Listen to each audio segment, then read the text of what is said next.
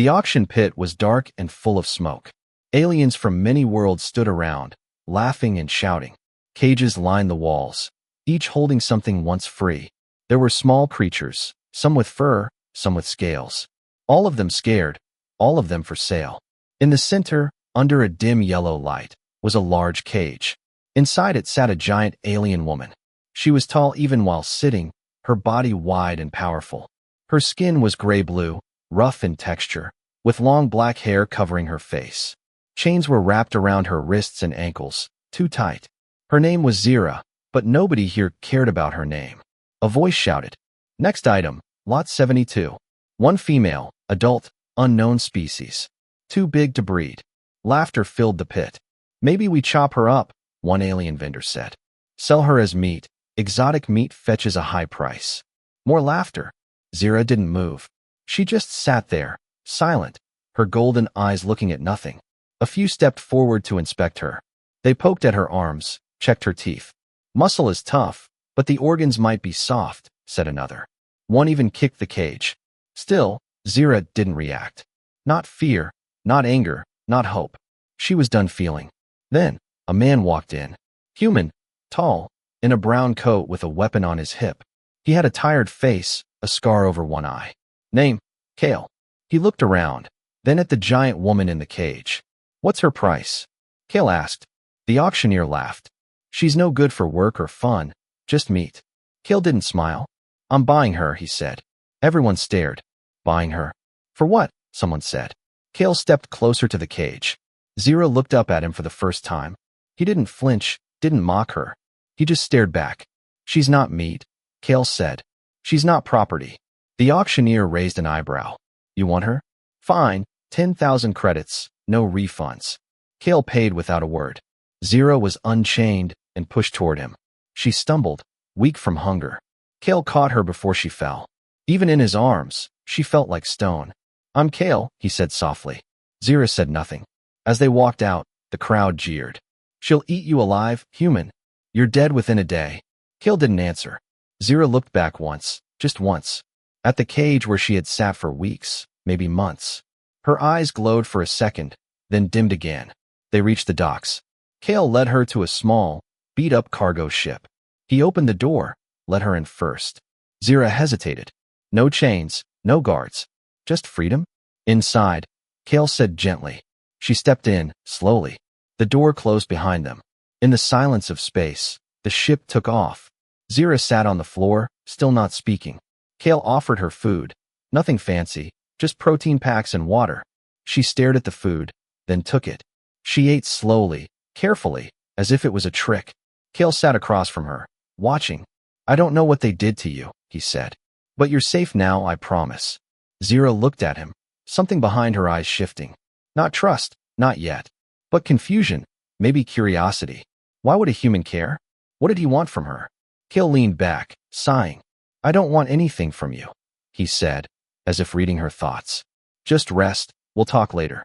Zira curled up in the corner, too big for the space. She closed her eyes, not because she trusted him, but because, for the first time in a long time, no one was hurting her. No one was laughing. No one was calling her meat. Outside the ship, stars passed by like white fireflies. Inside, a strange quiet settled between the two. A human who had lost too much, and an alien who had nothing left. Both heading into the unknown. Together. Zira woke up to silence. Not chains, not shouting, not pain. Just the soft hum of a ship moving through space. She was alone in the cargo hold. A blanket rested on her shoulders. Someone had placed it there while she slept. Her hands twitched, ready to fight, ready to run. But no one was hurting her. No cage, no collar. Just walls of steel and a closed door. Kale sat in the cockpit, eyes on the scanners. His fingers moved fast across the controls. He was tracking something. Not stars. Not planets. Ships. Slaver ships. 2 of them, tailing his course. They had followed from the auction pit. He cursed under his breath. Of course they want her back. He switched on the ship's internal mic. "You awake back there?" Zira didn't answer. She stepped into the hallway. Still silent, still unsure. But her eyes studied everything. She was watching him, judging. Kale turned his chair around. "They're following us," he said calmly. Slavers don't like losing money. Zira tilted her head. Why not leave me? She asked, voice rough and quiet. Kale blinked, surprised she spoke. Because I don't leave people behind, he said. Even big ones, he added with a small smile. The alarm buzzed. A red light flashed. The slaver ships had locked weapons. Kale stood up fast, grabbed a small case, opened it. Inside, 2 stun rifles, 1 pistol, and a strange black cube. You ever fight? He asked, tossing her a weapon. Zira caught it easily, held it like she had used one before. Always, she said. The first blast hit the ship, shaking everything. Kale stumbled, grabbed the controls. We're not fast enough, he said.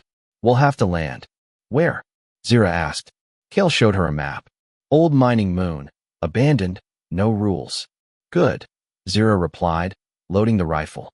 Kale looked at her, then nodded. For the first time, he wasn't just saving her. They were working together. The ship hit the moon hard, sliding across frozen dirt. Smoke poured out the side, systems failing. Kale coughed, opened the hatch. Out now, he said. Zira led the way, moving fast for someone so large. Her body was built for war, even if she didn't want it. Kale followed, keeping low. Behind them, the slaver ships landed. Big, black, and full of hunters. We hold them here, Kale said. Zira nodded. She didn't ask questions. She didn't panic. She just waited, calm as stone. The first wave came fast. 3 slavers, armed and armored. Zira moved like thunder. Her rifle barked once, 1 down. Then she charged, bare hands breaking metal. Kale covered her, shooting clean and quick. They fought side by side. Zira shielding him, Kale watching her back. The slavers didn't expect resistance. They thought she was just a beast. They were wrong. The second wave brought heavier fire. Zira took a hit, armor piercing round to the shoulder. She didn't fall, didn't cry. She grabbed the attacker and slammed him into a wall. Bones cracked, silence followed. Kale pulled her behind cover. You okay? Zira looked at her wound. Not deep, she said. Blood dripped, but she stayed on her feet. Kale pulled out the black cube. Time to vanish, he said. He slammed it to the ground. It glowed blue, pulse wave, EMP field. The slaver ships blinked out, blind. Engines dead, weapons offline. Kale grinned. Let's go.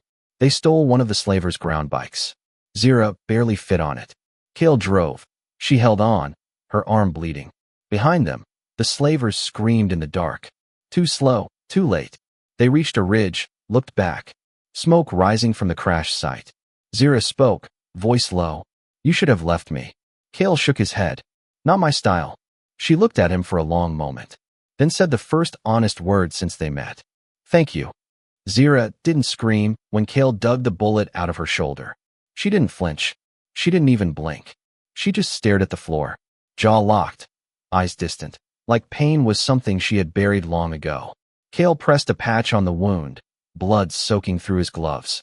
You're not made of stone, you know, he muttered. Zira didn't reply. He looked at her face. No fear, no anger, no sadness. Just silence. The kind of silence only survivors carry. Kale leaned back, wiped his hands on his coat.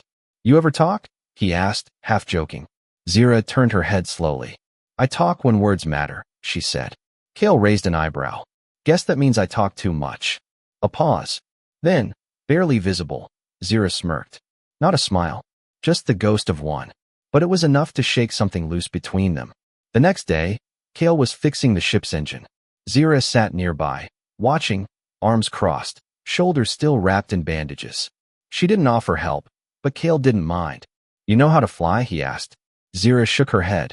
But I know how to crash well. Kale laughed, a real laugh this time. You and me both. He paused, looked over at her. You were trained, right? Before they caught you. Zira didn't answer right away. She looked at the stars outside the window. My people were guardians, she said quietly. Protectors of the quiet zones.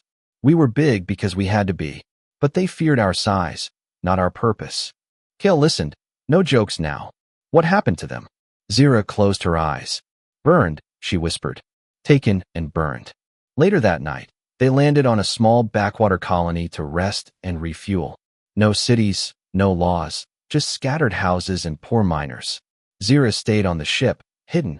Kale went out to trade. He returned 2 hours later, bruised and bleeding. Zira met him at the ramp, hands clenched. Kale grinned through the blood. Locals didn't like outsiders, he said. Didn't like my price either. Zira stared at him. You fought them over food? Kale tossed a sack of supplies down. Over you, he said. They said I should have sold you while I had the chance. Zira blinked. Something broke in her chest. A small, quiet crack. Not pain, not yet, but something warmer trying to rise. That night, a child wandered near their ship. A small girl, dirty and thin, curious eyes glowing under the moonlight. She saw Zira through the open hatch and froze. Zira froze too. The child took one step forward, then another. She wasn't afraid. Are you a monster? The girl asked. Zira said nothing. The girl held out a broken toy. Want to play? Kale watched from behind the ship, breath held. Zira knelt down, very slowly. She held out one massive hand. The child placed the toy in her palm. Tiny plastic wings, cracked but still whole. Zira looked at it, then looked at the child. No, she said softly. I'm not a monster. Back inside the ship, Kale handed her a ration bar. She held it, but didn't eat. You helped that kid, he said. Zira nodded. She wasn't afraid. Kale leaned back, stretching. Neither am I. Zira looked at him. Then you're a fool. Kale smiled. Maybe, he said, but I'm still alive. Later, Kale found Zira holding the broken toy.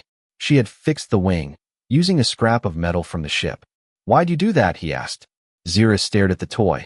Because someone believed I wasn't a monster. She placed the toy gently on the table. And I want to be what they saw.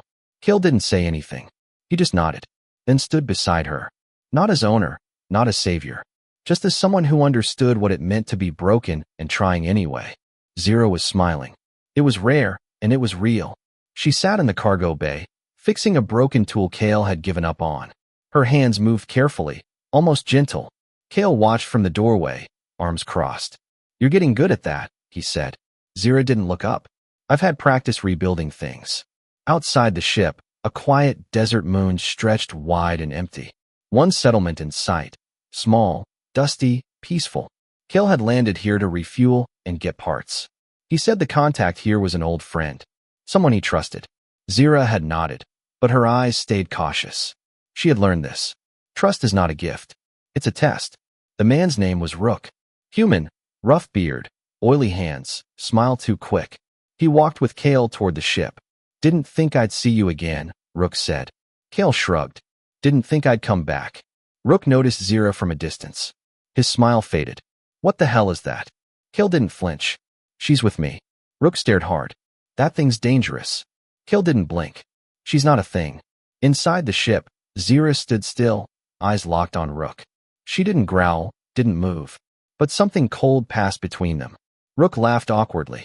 Friendly, he muttered. Kale stepped in. Just here for parts and fuel. Rook nodded. Sure, whatever you say. But Zira's eyes didn't leave him. She had seen men like Rook before. The kind who smile with knives behind their backs. That night, while Kale rested, Zira sat alone near the ship. Stars above, dust below, silence all around. Until she heard it. A voice, low and sharp. Worth 20,000, maybe more. She turned her head, slow and quiet. Rook was behind the ship, speaking into a communicator. Big, strong, still healthy, only one I've ever seen like this. He paused. Yeah, the human won't know until it's too late. Zira's hands clenched. Her teeth pressed tight. She didn't scream, didn't rush. She just walked back inside. Kale woke up to silence. Too much silence. Zira was gone. He grabbed his gear, panic rising. Stepped outside. And found her standing in the dark, waiting. Where were you? He asked. She looked at him hard. Ask your friend. Before Kale could speak, Rook arrived, smiling, again. But this time, behind him came two armed men. Blasters drawn. Zira didn't move. Kale stepped in front of her. Rook, what the hell is this? Rook grinned.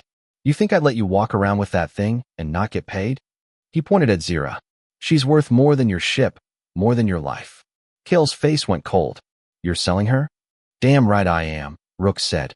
I don't know what she is, but someone out there will pay top credit. Zira's breath was calm, but her fingers curled into fists. Kale turned to her, whispered, You trust me? She nodded just once. Then chaos. Kale drew first, hit the left guard in the knee. Zira lunged. her body a storm of muscle and rage. She grabbed Rook by the throat, lifted him off the ground. His feet kicked, his blaster dropped. He gasped, "Wait, wait, don't." Zira's eyes burned. But she didn't crush him. She dropped him hard, then turned to Kale. "I am not what they think I am." Kale nodded, breathing hard. "I know." They left the moon without another word. Behind them, Rook lay coughing in the dust. Not dead, but broken, like trust, once shattered. In space again, Zira sat quietly. Kale handed her the broken toy she'd fixed for the child. "Why'd you spare him?" he asked. Zira stared at the stars. "Because you were watching," she said. "And I want you to see who I really am." Kale sat beside her. "You're not a weapon," he said. "No," Zira replied. "But I remember how to be one." Zira heard the voices in her dreams. Not screams, not cries. Chants, low and ancient, in a language she hadn't heard in years. She stood in a field of light, her body small, her people towering around her. They weren't warriors. They were shields, built large not to conquer, but to stand between life and death. And then the light went red. The stars burned.